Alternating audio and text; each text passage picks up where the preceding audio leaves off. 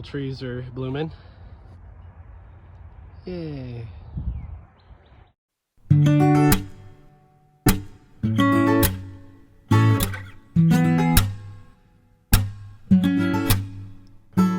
Now I'm going to use an all-purpose fertilizer for garden vegetables and flowers. If you want to read that, you can. I'm going to fertilize the very bottom of these holes to draw the pumpkin roots as far down as I can. So my plan, I take my little scoop, think about this much, go around the outside of it. Oops, no more of that. Go around the outside, all the dirt that I pulled up, dig it a little bit in the bottom. But then to mix it up, I'm just gonna go like this. And let it kind of just mix itself into the ground for the roots, and then around the outside for the foliage.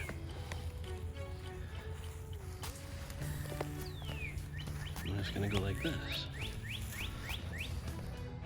And that'll give me enough room to kind of dig up a little bit, plant the, or transplant from the indoor into the hole, and hopefully they shoot straight down, get good roots.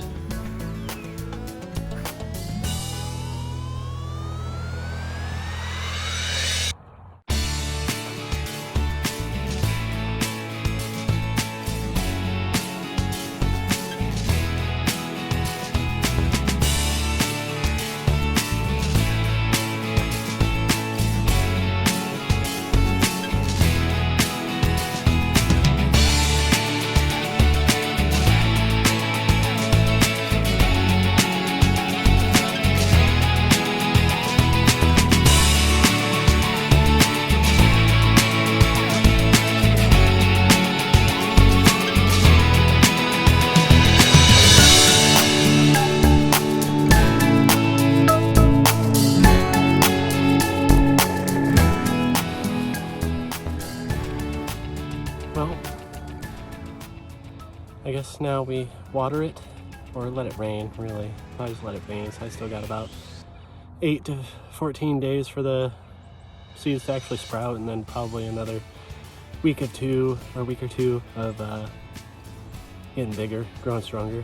Hopefully I can get this to really draw the roots down. Last year I put down some mulch in between the rows. It looked really good, but the grass and flowers and stuff around the base of them was not there because I tilled the whole thing. Thought this would be a better situation to have the pumpkin grow up and then have something to sit on rather than just straight dirt. It'll be like grass or something if I can keep it trimmed. Also, you know, this stuff on the ground does take a lot of nutrients too, but I'm sure I can keep this fed enough and watered enough for all of this to grow. So yeah, hopefully we could just throw some mulch down, transplant the pumpkins, and watch them go straight down, hopefully. Straight down in the ground, make some good roots, and come up and try and get some 100-pound pumpkins out of here. And now this side is gonna be watermelons. It's 3.5 feet to each hole both ways, which 3 by 3, 9 square feet per mound. I think I have 3 seeds per mound. Might put a fence up along this one. Might do the same thing over here too. I might put a fence up around this thing somehow, or barrier, but I want to do something cool over here. And I want to keep the animals out, the turkeys. Well, the mulch is down. I'm going to start building a little barrier around the outside of this thing, all the way around. Keep the turkeys out. And then here in a couple weeks, we'll put the pumpkins in the ground and see what happens.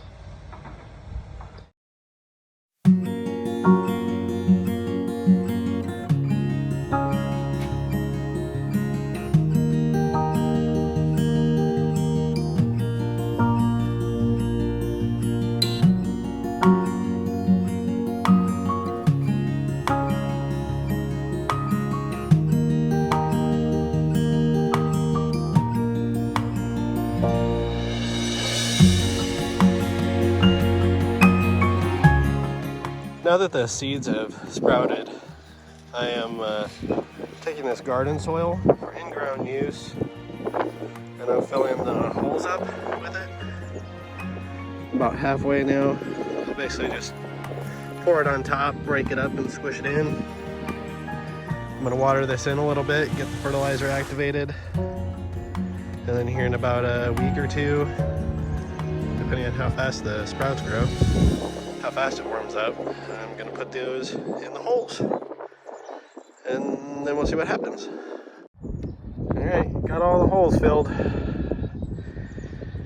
Now we wait for the seedlings to get a little bit bigger, and then the soil warms up a little bit, and I think I'm gonna take a hand tiller and some water and just kind of stir up the holes in the meantime. And now we wait.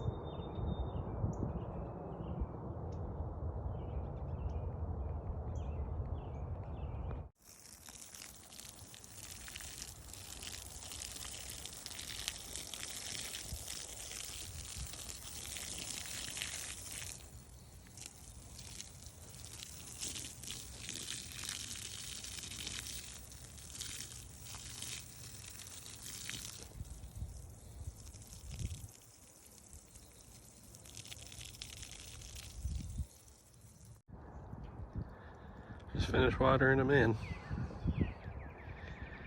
Then we just wait for the sprouts to get a little bit bigger and the soil to warm up, and then we'll just plant them right in these holes. Well, I've had about 10 minutes on this video, so I'm gonna go ahead and make it a part 1 is done. I'll make part 2 once I get the transplants ready to go in. So stay tuned for part 2. I think we scratched the idea of putting the fence around the outside because it was fairly expensive for the plan that I drew up. So I'm looking for a more efficient, cheaper way to make maybe a natural fence. I might do like dead branches or something around it, make a little natural barrier.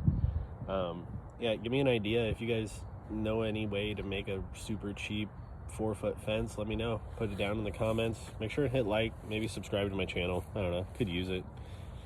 Make more videos soon.